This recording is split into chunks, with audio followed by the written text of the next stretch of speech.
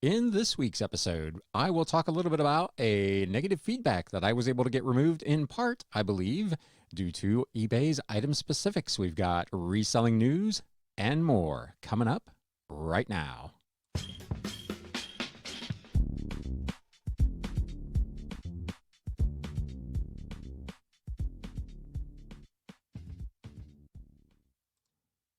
What is up, Galaxians? Welcome to another episode of the Galaxy CDs, Rocks, and Flips Reseller Talk podcast. If this is your first time here, or you just can't remember my name, I am Ryan, and I will be your host. I am a full-time reseller, part-time YouTuber and podcaster working out of my home here in the greater Cincinnati area, and this channel is all about the flip life. It's been an interesting week here at the Galaxy. I woke up the other morning to the dreaded negative feedback. So I don't get, very many at all. I've been at 100% positive feedback for, I think, over a year now. So I got up the other morning and opened my eBay app because I had orders overnight. And I noticed right away that my feedback score, I believed, had gone down. And sure enough, I opened up the feedback and there was a negative feedback there. So what do you do? The first thing I did was, of course, I read what the comment was, which said, wrong region. That was all that was said. So I knew immediately that this was probably a DVD. I'm very careful with my DVDs about putting in information about what region it is, particularly if it is limited. If it's region free and is going to play anywhere, it's really not that big a deal. Being as it is, that I'm here in the United States, most of our DVDs, if you're familiar with this whole process, are Region 1 DVDs. And I usually try to make sure that I put that in the item specifics. I also am very careful to always take a picture of the back of the DVD case, which typically will also show what region code that DVD is in. So immediately I was suspect that this was probably inaccurate negative feedback. I pulled up the order, and sure enough, the buyer purchased this through eBay's global shipping program and lives in Europe. So technically he's right. It is probably the wrong region for him because he does not live in a region 1 zone. So if you've ever had the occasion to try to send a feedback removal request to eBay, you know that generally speaking, it seems like one of two things happens. Either you get an almost instantaneous response that says this particular feedback does not qualify for feedback removal and will not be removed. And you then have the option, which I have successfully done quite some time ago, to take it to Facebook for Business on eBay's Facebook site and petition them to remove the feedback, and I have successfully on one occasion been able to get that done. The other alternative is that you wait seemingly for a very, very long time. They say they will get back to you within 8 hours. My experience has been that generally speaking, it probably takes a little longer than that. And then it's 50-50 whether or not they approve your removal request or deny it. In this particular case, the message I sent said essentially the story that I just told you. This DVD was disclosed in the item specifics as being in Region 1. There's also a picture on the listing showing the Region 1 symbol on the back of the DVD package, and this person lives in Europe and bought it and is accusing me of sending him a DVD in the wrong region. Technically, as I said, he is correct. It probably does not play there, but that is his fault, not mine. And much to my surprise, it was not 5 minutes, and I got a message from eBay that that would be removed. And sure enough, I went to check, and it was already gone. So I know, and we're going to get into it a little bit more later in this episode. There are a lot of people who squawk and complain about the item specifics. And I'll say right up front, I'm not here to shill for eBay or Etsy or any of these sites. They do, as we have reported on this show on numerous occasions, have issues and problems that need to be addressed. But in this particular case, I believe, I can't prove it, of course, but I believe that actually filling out the item specifics and noting that this particular item was a Region 1 DVD probably was very helpful in getting that feedback removed. So, like I said, we're going to talk a little bit further about eBay item specifics and some other squawking going on within the reseller community. Man, I came really close to leading with a different story and a different headline, a different title for this episode, something along the lines of the reselling community is a toxic cesspool. That probably would have got a lot more clicks, but it's probably unnecessarily negative and too broad of a brush. But we're definitely going to get into some of the stuff that people post on some of these sites. But first, let's do news updates. Some real quick reselling news updates, and we'll end this with what I just spoke of. So starting over at Etsy, which continues to do reasonably well for me, as you'll see in the What Sold segment of this video coming up later. Etsy introduced a new seller app this week. It's available on both Android and iPhone. You can access order details when you're messaging a buyer. You can know when you have a repeat buyer, which is something that eBay has also been showing us in our order information. You can add videos and photos directly to your listings from the app, and you can easily manage orders and track shipments. They claim they are also working on a ton of other features for this app that you can stay up to date with, and they ask for feedback, which is always dangerous, which we'll get into here in a bit.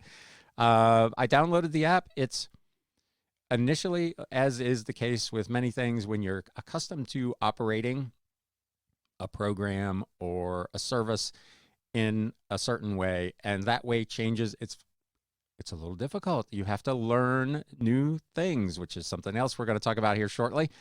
But once that initial learning curve was over, there is a wealth of information on there.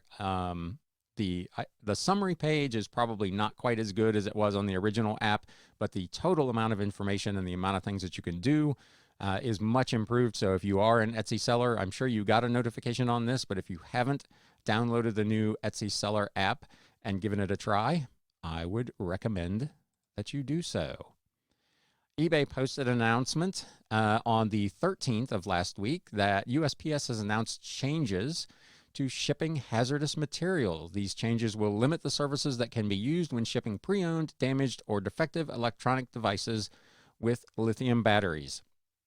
Shipping items with lithium batteries has been a challenge for all selling organizations, from Amazon to Best Buy and so on. It is going to continue to get more and more stringent. Sellers who ship these items with lithium batteries must send them via ground transportation services, as they can no longer be sent by air transportation. Acceptable services will include USPS Retail Ground or Parcel Select. So no more priority mail shipments for those type of items. They have also published new requirements for separation of packages containing hazardous materials, as they provide additional details and frequently asked questions on these changes. eBay says they will update this post. It says, smart ship tip: remember, pre-negotiated rates for a full range of shipping options, including Parcel Select Ground service, are available on eBay labels for all eBay sellers. So if you ship that kind of item, if you sell laptops, cell phones, anything that takes a lithium battery, please note that you're not supposed to be shipping that via any kind of air service. So no more priority mail. It's got to go ground. Now, this next one is going to lead us into this negative cesspool segment of the show. So eBay announced that they are going to have their next eBay Open sessions, a good chunk of it which is going to be virtual again, and there are going to be, I think, 3 meeting sites: New York City, Austin, and one probably out on the West Coast. I don't recall off the top of my head. But E-commerce Bytes posted a article that the eBay Open announcement on Facebook brings harsh reality check. It's hard to imagine eBay executives think everything is fine and dandy for customers selling on the platform, given the decline in sales and buyer growth. But if some of the executives are in denial, they only need to go to its eBay for Business Facebook page for a reality check. They're losing control of the message on Facebook, as evidenced by its recent post announcing the upcoming eBay Open Seller Conference to be held in September. People who commented on the post openly expressed their dissatisfaction with what they say eBay has become and the drop in sales that they've experienced. As an aside, I don't know. My eBay sales are down a little bit, but not tremendously. And I don't know how much of that is people who, and we talked about this during the pandemic, and I know the Pure Hustle podcast guys also talked about this, that the window of time when things were on lockdown and things were really, really tight and people were staying home and they were playing games and they were watching movies, that window of time was a exceptionally good time to be a reseller. So sales were off the charts for a lot of folks. And I don't know how much of this dip that we're currently experiencing is related to that surge of not only people being at home, but the massive amounts of stimulus money that went out that people were able to spend on discretionary items rather than paying bills or whatnot. So I don't necessarily agree with the notion that the dip in sales on any of these sites is a fault of the site. Obviously, I'm in the minority opinion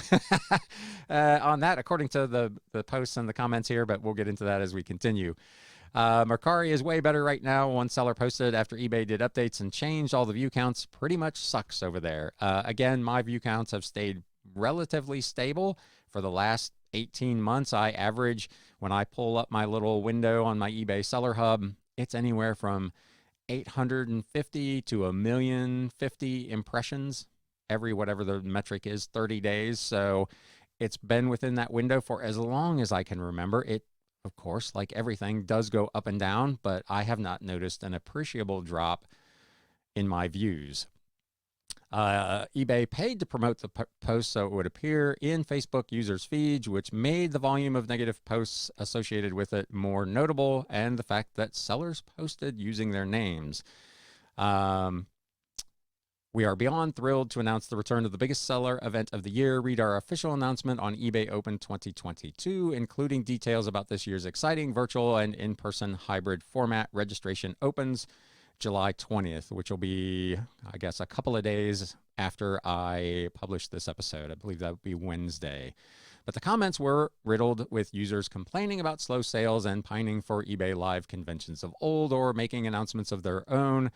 The typical one that they're closing down their eBay sales and moving on. We had a saying in the car business when people came in with like ridiculous offers and just dumb stuff, to tell them to GTFO. I'll let you figure out what that might mean. And to be completely frank, that's how I feel about these people. Stop telling me on the message boards that you're going to close your eBay account or your Etsy account or your Mercari. Just go. Go. Nobody needs to know. Nobody will miss you. eBay will certainly not miss you. And I think one of these people has 25 listings. eBay is not going to miss that. They're a multi-billion-dollar company. Just go ahead and go. This isn't an airport. You don't need to announce your departure. But enough of that. Here are some of the comments that were made. Selling for 20 plus years, I have absolutely no confidence in eBay. It's like you've developed a culture of let's do whatever will run sellers away. How many hoops can we make a seller jump through to get an actual sale? Frankly, I'm tired of the hoops. Other platforms are coming along very well, and I will soon be like many who once enjoyed selling on eBay but will leave. Another poster said, I loved going to eBay conventions. They slowly went downhill, just like eBay. eBay is a sinking ship. I've been here since 1996. Most changes they make hurt sellers. The time invested jumping through the hoops to sell is getting pointless. This person believes Marketplace will be the new eBay, and time will tell. Here's another one. We need to start organizing a vote of no confidence on all upper management at eBay. I believe you have to be a shareholder probably to participate in that, but that's neither here nor there because that person probably won't try to organize anything. Here's one that has some validity to it. The reduction of categories and addition of item specifics has really hurt business, in my opinion. I don't know that I completely agree with that part of it, but I do agree with this second part. The categories are so broad that you needed item specifics to filter, but many of the specifics are nonsensical, which is something I've talked about on this show previously. If you sell vintage jewelry, for instance, it says there are several specifics about diamonds, most of which are irrelevant if you have quote unquote costume jewelry. Vintage lighting, as another example, asks about energy ratings, which didn't exist for the vintage lighting you are selling. They also note that it does take forever to fill in the item specifics. There are a lot of them in any given category. There are any number of them that we may all agree are nonsensical or just don't really fit the item that we're listing. And in that case, I generally just ignore them and get on with life. For me, it's not the end of the world. And as I mentioned at the intro portion of this episode, I think in some cases it may actually be beneficial. So lastly, someone says it's not really about who creates the best description, title, or pictures in ads anymore. So many hoops I've jumped through over the years. Instead, you tell everyone to use promoted listings, and whomever gives you a higher percentage of the sale can be seen first in the search results. Again, I don't completely disagree with that sentiment. I'm not, as I've talked about here previously, I don't use promoted listings. I'm not a fan, at least for the type of product that I carry, which are almost exclusively unusual one-off media items. It's not something I have like a multiple of where I've got huge margins that I can spend on ad buys for promoted listings to make the thing work. I'm sure that promoted listings work great for someone who's selling mad quantities of a particular item. It makes perfect sense in that case. In my case, it does not. And eBay's push for everybody to use some sort of promoted listings is, in my view, kind of problematic. Additionally, you may have noticed a couple of weeks ago, this went way under the radar, but eBay is going to be eliminating the 1% option for your promoted listings. The minimum amount of fee is going to go to 2%. So if you are a seller, I don't recall when that goes into effect. It may already have started. But if you are a big user of promoted listings and were a 1% person, you're going to have to go in and edit all of your listings to 2% if you want to continue to try to promote them. Otherwise, they will revert to no promoted listing. So they were very, very stealthy with that announcement. But if you use promoted listings, be aware of that. Here's another one, and we'll close this portion of it with this one. This was a letter to e-commerce bites, with just hoping, and what seems like thousands of other full-time sellers, you could shed some light on the fact that it's been 3 months now since eBay forced the new unified listing tool on a portion of us. This person says it's a mobile app that was extremely poorly adapted to a desktop, not adapted at all, really, and that is the problem. They do, probably rightly, because eBay has done this, unfortunately, more often than not. After being engaged for a week or two, eBay has gone silent and is not even responding to community requests to fix it and make it more of a desktop tool like the classic version. I completely agree with the portion of eBay needs to continue to engage their community. I don't know necessarily that they have to change the direction that they're going with the desktop listing tool. I rarely use it. I almost exclusively use mobile, which we'll get to here in a minute. But they need to continue to engage their sellers. They need to have these conversations. I know they're not comfortable. They're not fun for anyone, but they serve a purpose. Even if the answer ultimately is no, we're not going to change this. Engaging the sellers and trying to convince us why this new, whatever it is, this new program, this new method of doing things is better, makes good relationship business sense. You're not going to convince everyone, obviously, if you go to the message boards on any site. Like I said, it is a toxic wasteland. People are just complaining about everything. It's a wonder anybody sells on these sites if you go to the message boards. But this person goes on to say, and this is where I really start to disagree, I personally have not listed over 600 items that I normally would have in that time period, which they rightly say is not sustainable for their business. So they're cutting off the old saying, their own nose to spite their face. Why would you not list items just because you don't like this tool? It just makes no sense to me. They say the new tool is so terribly designed and built that it frustrates listers to no end. The constant clicking and hidden toggles that all should be in plain sight on the main page instead of in secret pop-up boxes make the process painful. Like I said, I've only used it a couple of times, and there is, as I said earlier in this episode, there is a learning curve. When you introduce something new, you have to adjust. When you switch jobs and they had a new computer system or whatever the case is, there's a learning curve. You have to adjust what you do and what you know and kind of meld those two things together. And a lot of these folks, there's one in particular that we're about to talk about, just don't seem to want to do that. They don't want to learn anything new. They don't want to do anything different. They just want to do what they've always done. And that, for better or worse, is just not the way the world works. So here's one. If you're watching on YouTube, you're seeing these people's usernames, and frankly, I don't care. They posted them online in a public forum, so here they are. I've posted my feelings about this in here before, but I'll post it again. I'm a 23-year seller, and the minute they force that POS tool on me, I'm out of there for good. Again, I say bye-bye. I have a perfect HTML template that has worked for me for decades and has allowed me to pay eBay tens of thousands of dollars. They don't want us, so be it. I hesitate to be too harsh here.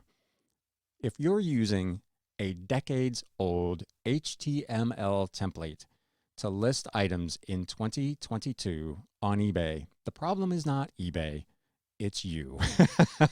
That is just insane to me. You developed something for a program that has continued to grow and to develop, and you don't want to grow and develop with it. You want the site to be like it was 23 years ago. That is just mind-blowing to me. Of course, I have no idea what the age of any of these people are, and I know technology gets a little more challenging as we get older. I watch a couple of little boys that are friends of mine navigate technology in a way that my 56-year-old self can no longer do.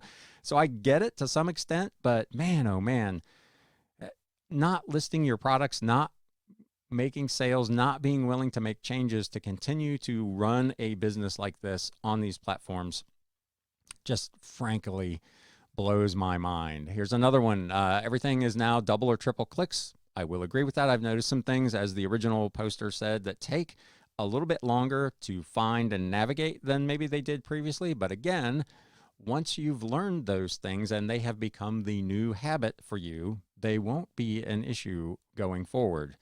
This person says they used to have 200 listings. Now they have 25 to 35. You're too much trouble, eBay. I'm going to scroll down here to find this one. If I can find it. I missed it here.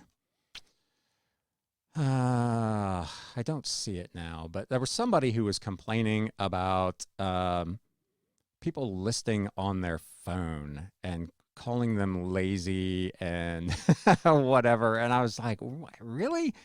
I use my phone all the time, and I don't see why how you list things on eBay makes that big of a difference. I can take better pictures with my phone than a lot of folks take with their camera.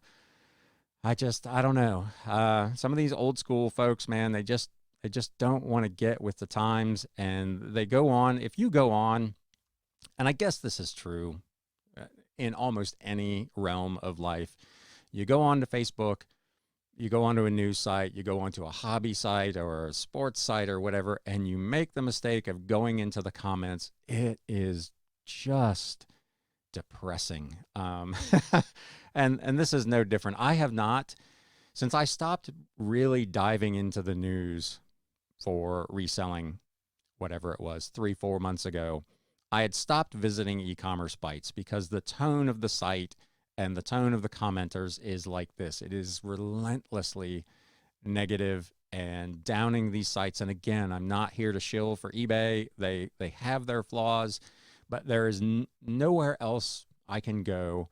I can't make a website of my own that will get the kinds of eyeballs that listing on eBay does. And if I have to make some changes and adapt how I do my business to be successful there, then that's what I have to do. And I will continue to do it because this gives me the best opportunity to live the kind of life with the kind of flexibility that I want to live. And I think for a lot of you, hopefully it is the same.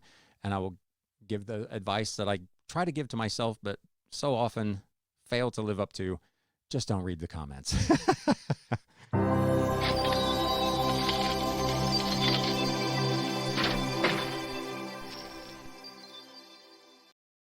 All right, with that, I've got just a little what sold segment this week. It has been a big bread and butter week. My sales for the week, actually, I sold something on all 4 of my platforms: Mercari, Bonanza, Etsy, and eBay. So it was a very successful week, but it was a lot of little bread and butter type stuff. So there's not a ton here to show you. I think I've got half a dozen today. This first item is a really old book, and if you're watching on YouTube, you can see on the screenshot, in really pretty bad shape, Titan, A Romance, Volume 1 from Jean-Paul Frederick Richter. That's a mouthful, from 1862. This was a Tickner and Fields hardcover.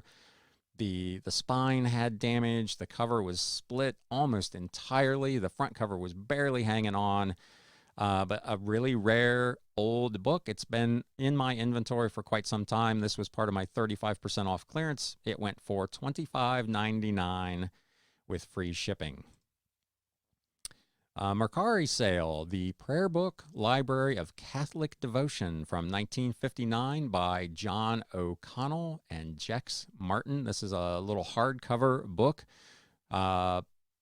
Again, prayer books, religious books, especially probably 1970, can be really, really strong. This is an item that I probably own for about 50 cents that sold for $29 on Mercari with free shipping.